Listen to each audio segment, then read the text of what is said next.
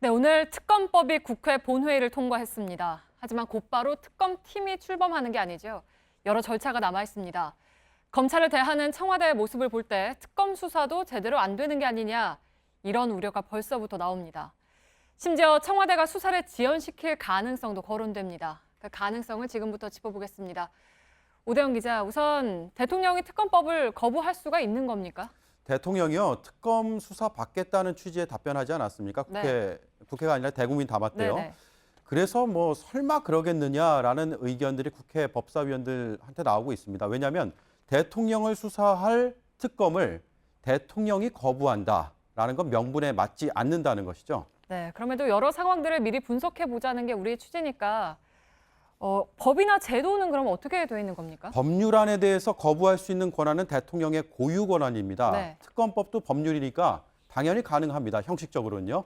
대통령은 특검법을 15일 이내에 공포를 할지 말지를 결정해야 됩니다. 공포, 그러니까 국민에게 알린다는 겁니다. 이걸 해야 법의 효력이 생기는 겁니다. 네. 반면에 국회에 돌려보낼 수도 있습니다. 그러면 국회는 다시 의결을 거쳐야 됩니다. 재적의원 과반수 출석에 출석의원 3분의 2 이상이 찬성을 해야 되죠. 예를 들어서 300명의 의원이 모두 다 표결에 참여한다. 이렇게 가정을 해보면 최소 200명이 찬성을 해야 되는 겁니다.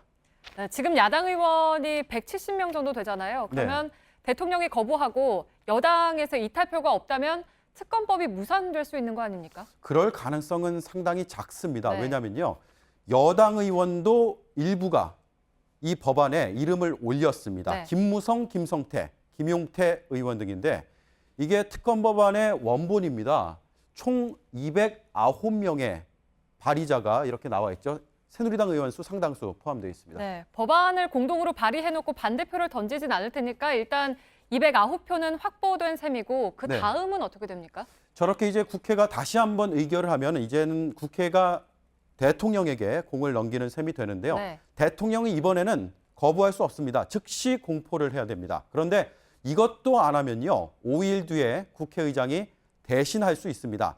이 절차가 다 끝나면 특검법의 효력이 생기는 겁니다. 따라서 청와대 거부권 행사 가능합니다. 하지만 수사를 막을 수 있는 건 아닙니다.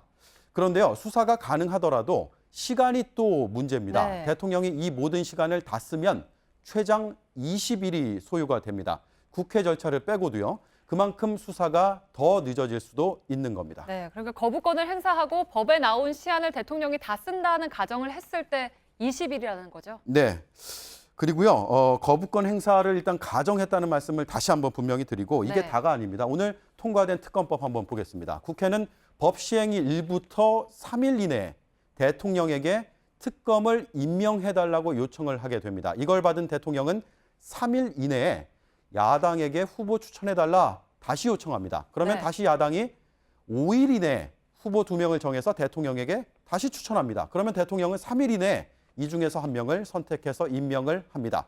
주고받고 하는 과정이 필요합니다. 네, 절차가 좀 복잡해 보이는데 네. 여기서도 또 며칠이 더 걸리는군요. 네, 그렇습니다. 저 임명 절차에서 대통령이 쓸 수 있는 시간 6일이 또 보장이 됩니다. 그래서 거부권을 행사하고 또 임명 절차에 보장된 시간까지 다 쓴다고 가정을 하면 최장 26일이 걸린다는 얘기고요. 그렇게 되면 수사는 연말 혹은 연초까지 가야 할 수도 있을 것 같습니다. 네. 특히 저 마지막 단계 3일 이내 특검 임명 이 부분 있지 않습니까? 이거 안 지켜도 제재할 수 있는 방법은 없습니다. 네, 그러면 대통령이 이런 사람은 특검으로 임명할 수 없다라고 버티면 버틸 수가 있다는 얘기입니까? 그렇습니다. 임명은 계속 늦출 수는 있는데 네. 문제는 늦추게 되면 그러니까 3일을 넘어가게 되면 현행법 위반이 됩니다. 그래서 법률 전문가들도 설마 그러겠느냐라면서 이렇게 분석을 했습니다.